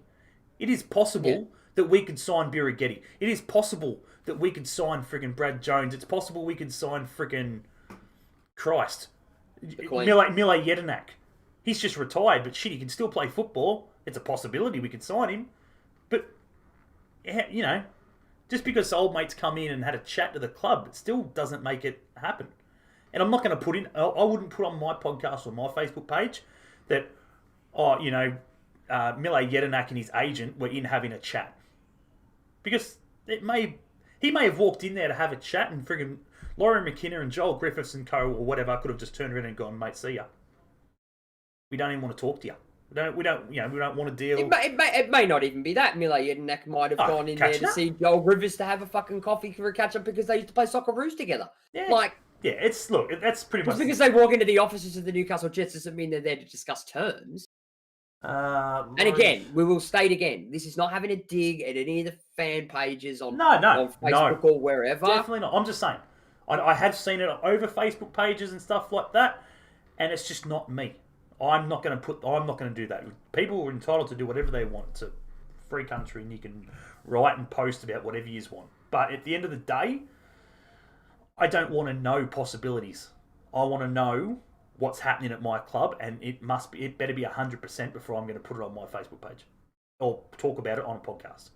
Well, apparently this quote of the Twitter, hearing there could be some possible movement, read the possible sale of Newcastle Jets. I understand that there is an offer from an overseas consortium, not Chinese. Apparently that come from Ray Gatt. That may be another consortium,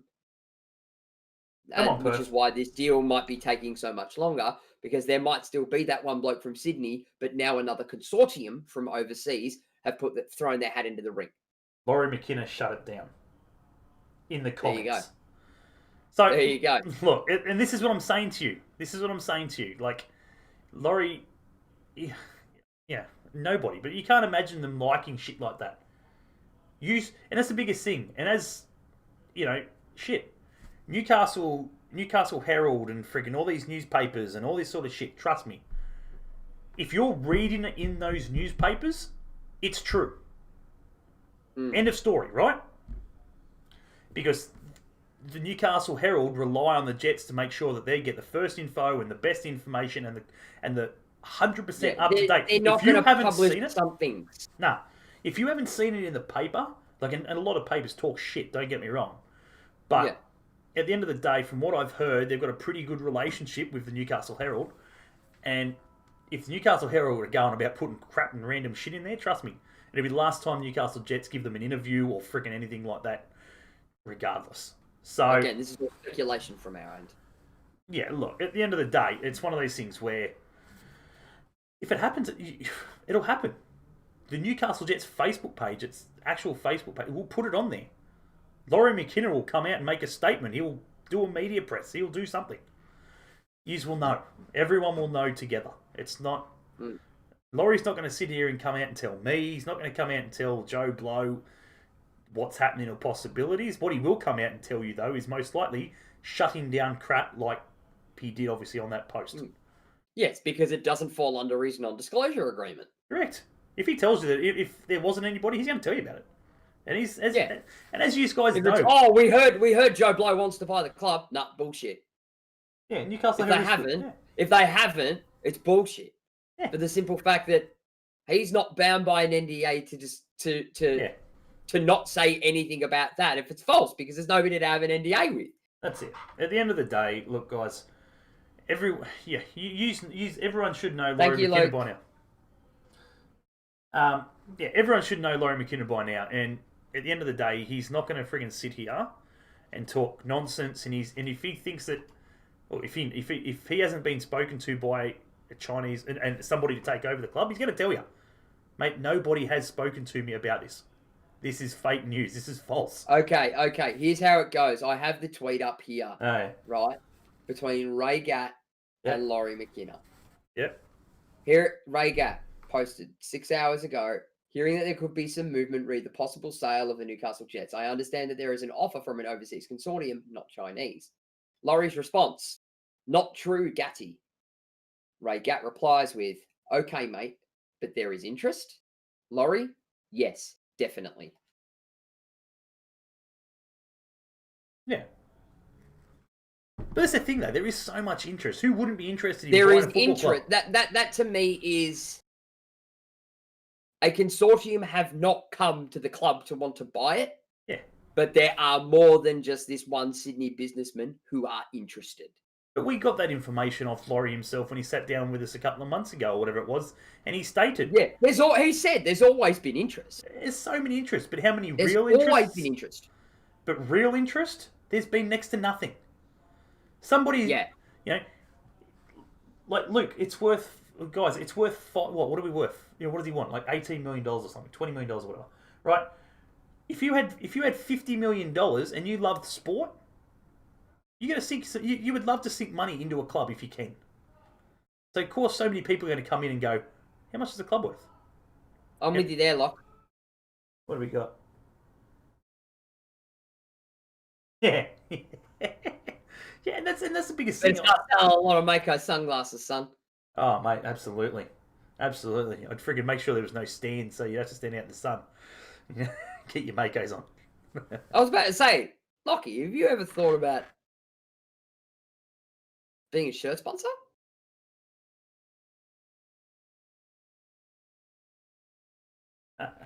And it's all gone quiet over here. Yeah, anyway. There's 8 watching. How are you? How is everyone in the chat anyway?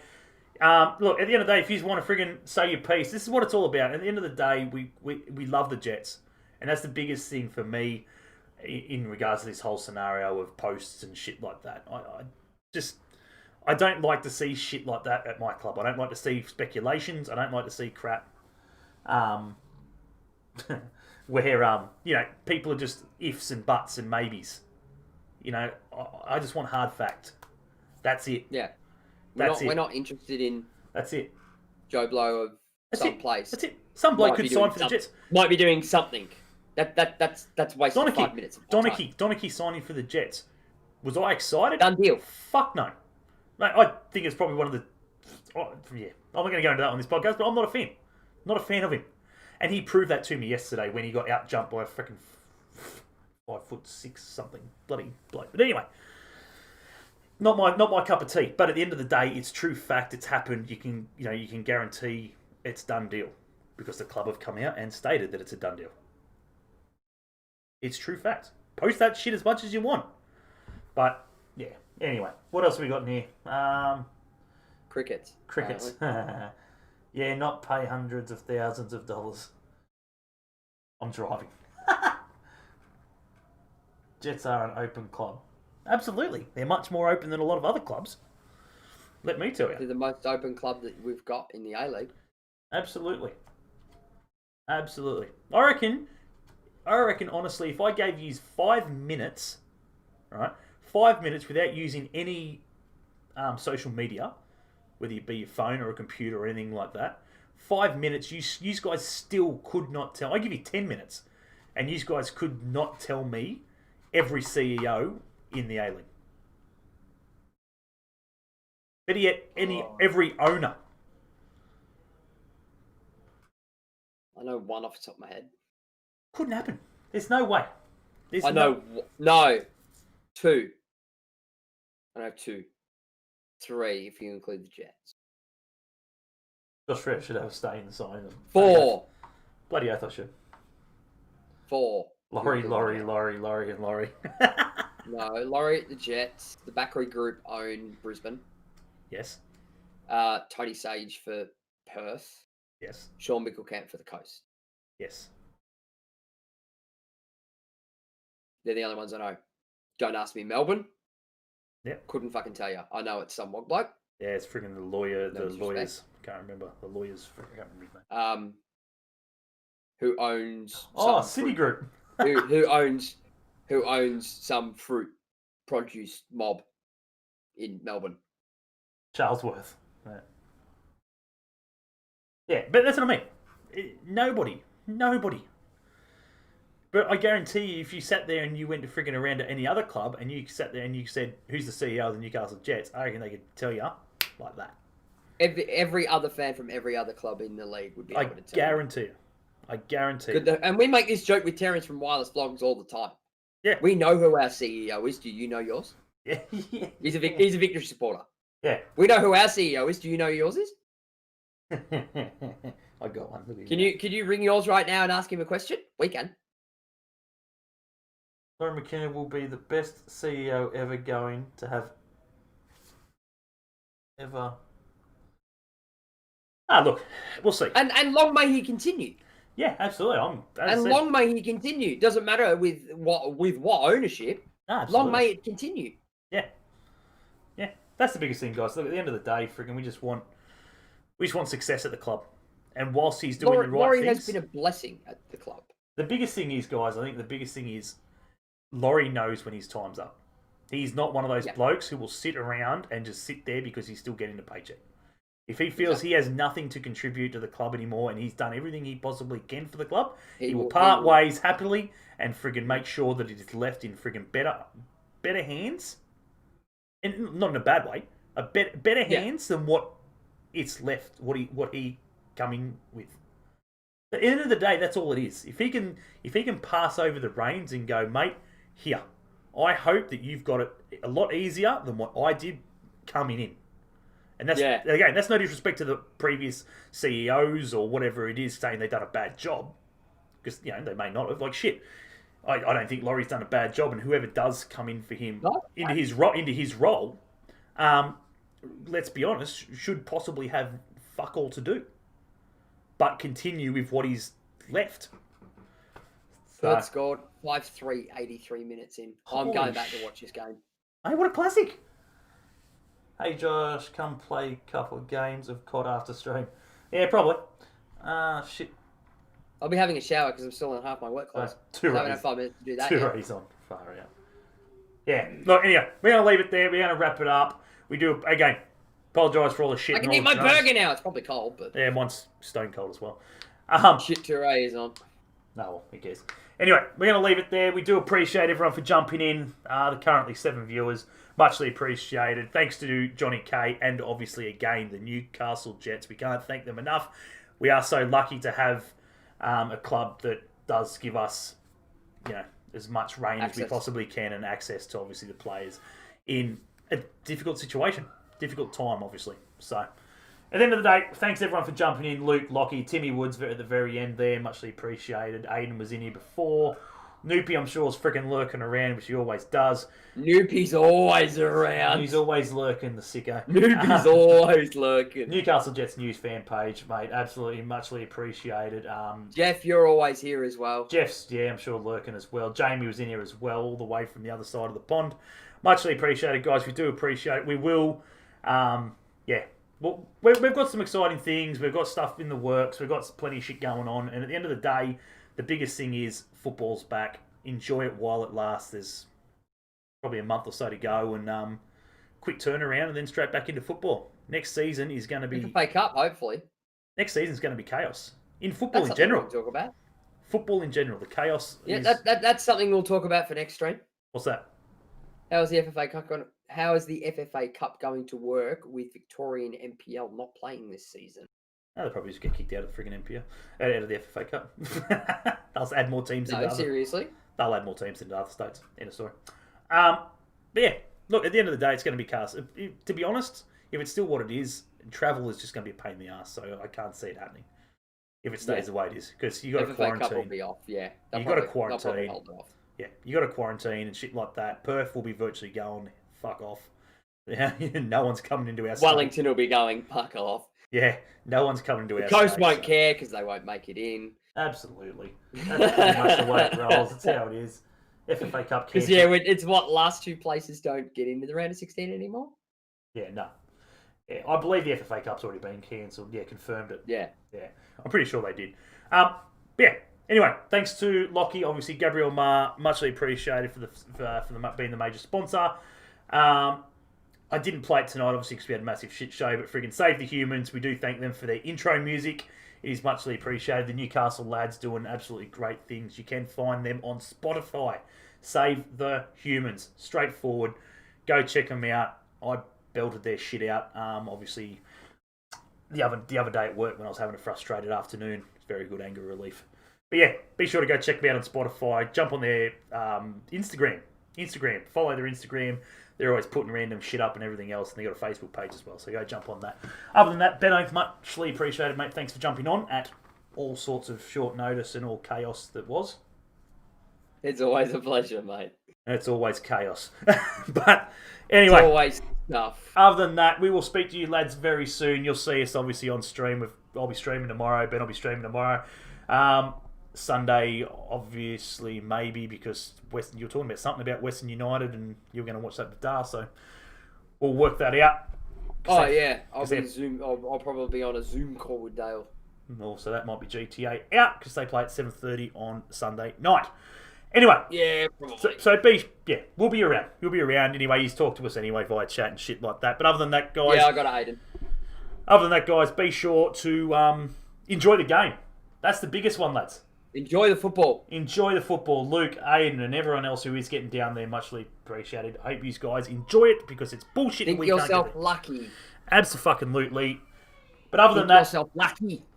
other than that, we're going to leave it there. We'll catch you guys soon. Muchly appreciated. As always, We hate coast scum. too fucking right we do. Fuck the coast. We will catch you guys very soon. As always. See you guys.